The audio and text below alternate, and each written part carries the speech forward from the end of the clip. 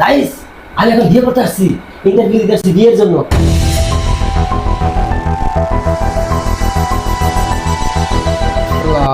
আসসালামু আলাইকুম। ওয়ালাইকুম আসসালাম ওয়া রাহমাতুল্লাহি।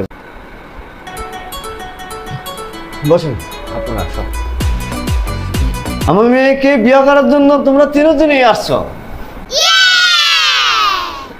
তারপরে আমার মেয়েরে কিভাবে রাখবা বাবা? আমি সরকারি চাকরি করি, আপনার মায়ের রে দামি দামি গাড়ি কিনে দিমু, বড় বড় বাড়ি করে দিমু, স্বর্ণকনে করে দিমু, কি লাগবে আপনার মায়ের সব করে দিমু। আচ্ছা আচ্ছা আচ্ছা আচ্ছা আচ্ছা আচ্ছা বাবা তুমি কি করো? ও আমি হচ্ছে একজন বিজনেসম্যান। আমার ব্যবসায়িক কাজে বিভিন্ন রাষ্ট্রে আমার দৌড়াইতে হয়। আমার হাতে একদমই সময় নাই। আমার বিশাল অট্টালিকা খালি পড়ে রয়েছে, আমার থাকার মতো কোনো লোক নাই। এই কারণেই তো আমি এখানে আসলাম। ঠিক আছে ঠিক আছে ঠিক আছে বাবা তুমি কি করো? আমি একটু গাইস, আমি এখন বিয়ে করতে আসছি, ইন্টারভিউ দিতে আসছি বিয়ের জন্য। এই যে আমার পাত্র বসে আছে, ওখানে পাত্রীর বাবা আছে, উনি আমাকে ইন্টারভিউ নেবে।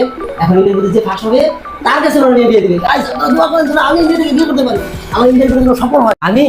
আমি আপনার মেয়েকে নিয়ে তো ইউটিউবে ব্লগ বানাবো, কাপড় ভিডিও বানাবো, লাইভে থাকবো সারাক্ষণ। আপনার মেয়ের সারাক্ষণ মোবাইলে দেখতে পাইবেন, সারাক্ষণ আমার পাশে পাশে থাকবো, আমার সাথে সাথে থাকবো।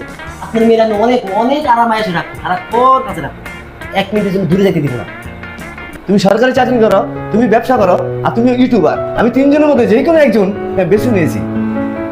আমি বেছে নিয়েছি সেই জনকে, যিনি আমার মেয়েকে সুখ দিতে পারবে, যিনি আমার মেয়ের সঙ্গে রাখতে পারবে, তার কাছে আমার মেয়ের দিয়ে দিব। আমি বেছে নিয়েছি ইউটিউবের কাছে আমার মেয়েকে তুলে দিব। সময় দিতে পারবো না, আমার মেয়ের সময় দিতে পারবো ইউটিউবারে। গাইস, আমি পেরেছি। একজন সরকারি চাকরিজীবী, একজন ব্যবসায়ীকে টপকে চাকরি দেখার ইন্টারভিউ সফল হয়েছি।